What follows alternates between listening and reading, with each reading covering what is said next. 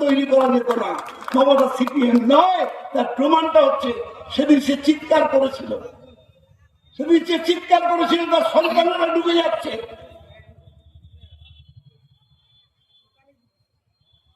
কবি সুকান্ত ভট্টাচার্য দিকেছিলেন, বলো বিষ জ্বালাই বুকে, বলো এই বিষ জ্বালাই বুকে, দেখিয়া শুনিয়া খেপিয়া গিয়াছি, তাই যা আসে বলি মুখে, অমর কাব্য তোমরা লিখিও, বন্ধু যাহারা আছে সুখে। এরা সাদা খামে টাকা নিয়ে শ্রমিকের পেছন থেকে ছুরি মারে। পশ্চিম বাংলায় ৩৫ বছর থাকার পর আজকে কেন বিধানসভা শূন্য? বুদ্ধদেব বলেছিলেন না, আমরা ৩৫, ২৩৫ আর তোমরা ৩০। আজকে কোথায়? কোথায় সিপিএম? বুদ্ধদেব বলেছিলেন তো, আমরা ২৩৫, তোমরা ৩০। আজকে তারা শূন্য হয়ে গেছে। কারণ কি জানেন? যদি কাজ করতো মমতা বন্দ্যোপাধ্যায় কাজ করে গরিব মানুষের পাশে থেকে ৭১টা প্রকল্প করে মানুষের পাশে থেকে তাদের কাজ করছে। তাই হাজার চেষ্টা করে পারলেন না।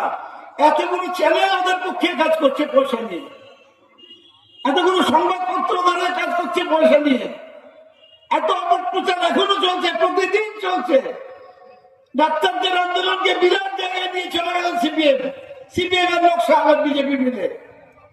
তাদের স্বরূপটা দেখেছেন সিপিএম কি করেছে? ডাক্তারবাবুরা মা তার সন্তানের দুটো পা কাটা গেছে, তাকে কোলে করে নিয়ে হাসপাতালে এসছে বলে ডাক্তারদের বলছে আমার সন্তানটাকে বাঁচান, মরে যাবে, যেভাবে রক্তক্ষরণ হচ্ছে। ডাক্তারবাবু বললো এখন আমাদের আন্দোলন চলছে, এখন আমরা করতে পারবো না, এখন আমাদের কাজ বয়কট চলছে। মায়ের কোলেতে সেই ছেলেটা মারা গেল, এরকম প্রায় অনেকগুলো ছেলে মারা গেছে বিনা চিকিৎসায়। এই সিপিএম কিন্তু আন্দোলনের নেতৃত্বে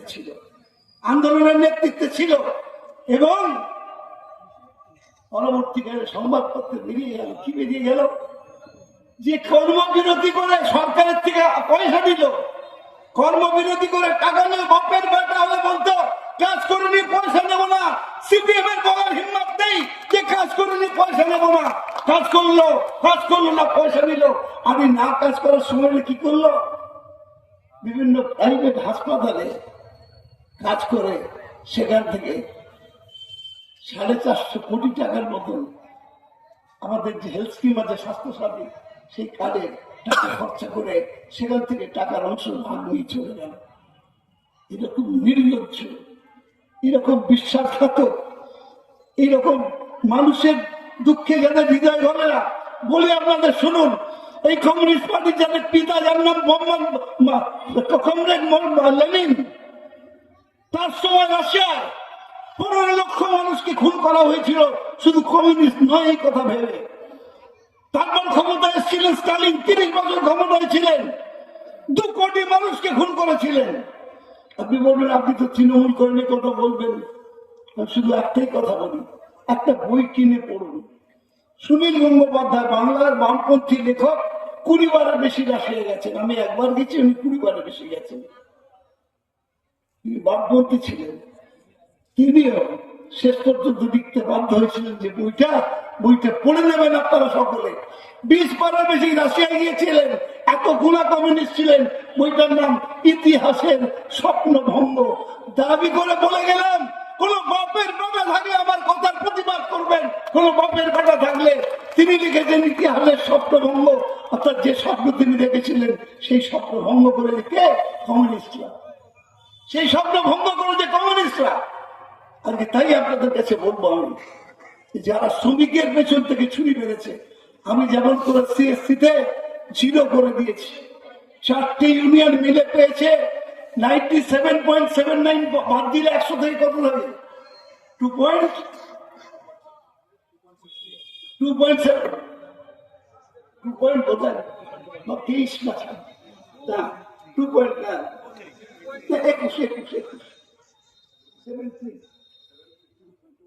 21 2.79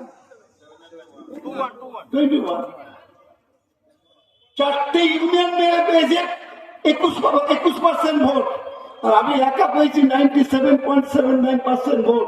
যদি মিথ্যে বলি খবর দিন কলকাতায়, একটা ভোটও আমাদের দেবেন না। আমরা জীবনে কখনো, আমি নিজে শ্রমিক ছিলাম, আমি 38 বছর চাকরি করেছি, এই 38 বছর আমি লড়াই করেছি। তৃণমূল কংগ্রেস তৈরি হওয়ার পর মমতা বন্দ্যোপাধ্যায় আমাকে প্রথম ট্রেড ইউনিয়নের দায়িত্ব দিয়েছেন। আমি প্রাণপণে সারা বাংলা ঘুরে ট্রেড ইউনিয়ন করেছি। আজকে চা বাগান ইউনিয়ন বুলুচি বলাই মন্ত্রী হয়েছে, আমি তাকে নিয়ে চা বাগান ইউনিয়ন করেছি। প্রকাশ এমপি হয়েছে আমাদের দলের চিক বলাই, তাকে আমি ইউনিয়নের প্রথম নিয়ে এসেছি। হরিরাম সিং এদের ওখানে আমি কয়লাখনি ইউনিয়ন করেছি, সেখানে মলয় আমার সঙ্গেই ছিল এবং হরিরাম সিংকে জেনারেল সেক্রেটারি করে আমি ইউনিয়ন করেছি। সে আজকে বেলে হয়েছে। আমরা শ্রমিককে কখনো বিশ্বাসঘাতকতা করিনি, তাই আমি ডিবিসির সমস্ত কর্মচারীর কাছে, এমনকি আজকে আমার ভাই পঙ্কজ যেরকম কমিউনিস্ট পার্টি ছেড়ে দিয়েছে, এই কারণে সিপিআইএম ছেড়ে দিয়েছে, আমি তাই আজকে বলবো যারা ভুল করেও সিপিএম কে ভোট দিয়েছিলেন গতবার, এবারে নিজের বুকের উপর হাত রেখে বিশ্বাস রেখে আমাদের উপরে আগামী 3 তারিখে আপনারা আমাদের ভোট দিন। আপনারা আমাদের প্রত্যেককে, আমি বলে রাখছি, আপনাদের চেয়ারম্যানকে আমার ডিপার্টমেন্টে ডেকে এনে কথা বলবো। আমি মন্ত্রী, প্রোটোকল আছে আমার, প্রোটোকলে আমি যে কোনো অফিসারকে ডেকে আনতে পারি। আমি আপনাদের চেয়ারম্যানকে আমার অফিসে ডেকে মেরে কথা বলবো এবং এই যে দাবি আদায়ের জন্য যা যা করা দরকার সবকিছু করবো আমি আপনাদের জন্য। যতদিন আছি ততদিন সততার সঙ্গে, কোনোদিন একদিনের জন্য মানুষের সঙ্গে বিশ্বাসঘাতকতা করবো না। প্রাণ চলে যাবে তবুও কোনো বিশ্বাসঘাতকতা করবো না।